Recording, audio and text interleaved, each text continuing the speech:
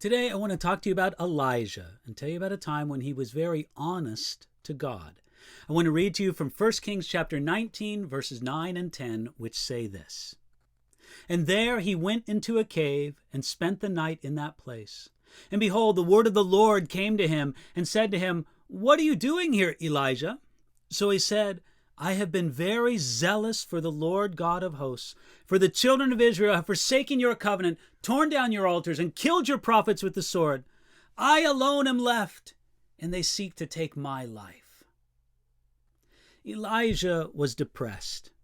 He had a recent season of great spiritual victory, followed by a time of almost crushing gloom. He was so depressed that he prayed that God would simply take him to heaven and let him be done with life on this earth. That prayer was not answered. Instead, God served his servant and allowed him time for rest and recuperation. So God first ministered to Elijah's physical needs. Now, that's not always God's order, but physical needs are important. Sometimes the most spiritual thing a person can do is get enough rest and replenishment. Next, God sent Elijah to a specific place, to Horeb, the mountain of God.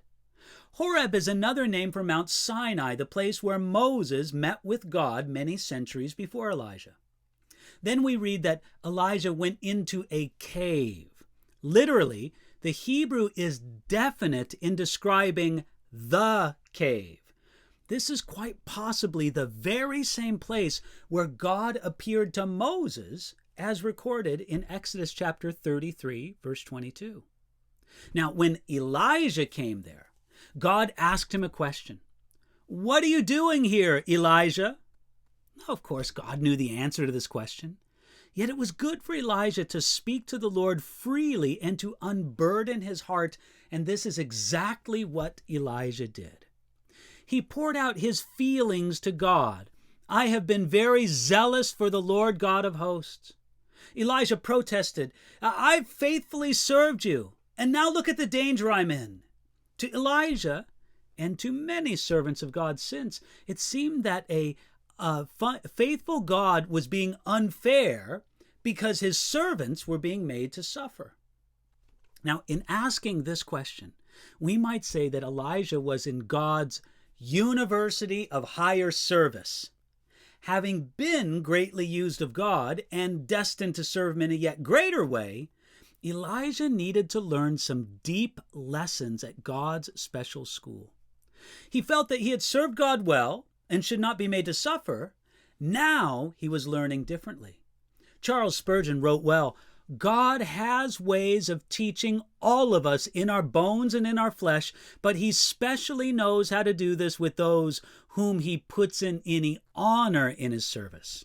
You must not marvel if God should be pleased to bless you to the conversion of souls, that he would also make you sometimes hurt. The frustrated prophet carried his complaint further when he said, I alone am left. Now, this was not accurate, but it reflected how Elijah felt. God would soon show Elijah that he was not alone, and that the work he had done produced and strengthened a good-sized remnant in the kingdom of Israel. This would be hard for Elijah to believe because he sure felt alone. Even back at the confrontation at Mount Carmel, Elijah said, I alone am left, a prophet of the Lord. You see, discouraging times make God's servants feel more isolated and alone than they really are. Elijah continued, I alone am left, and they seek to take my life. Strangely, the reasons Elijah provided were actually important reasons for him to remain alive.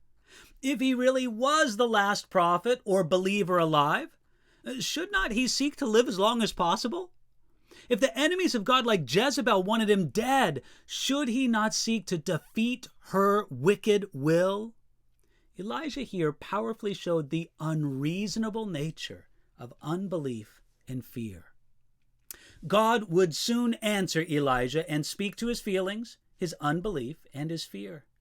Yet notice the goodness of God in simply allowing his prophet to let it out, and the wisdom of Elijah in taking God up on that invitation.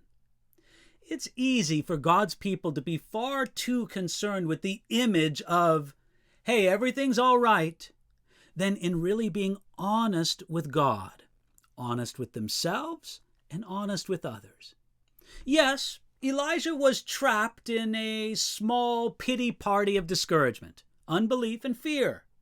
Yet, being honest about it to the Lord opened the door for God's answer. Hey, today, you can be honest to God.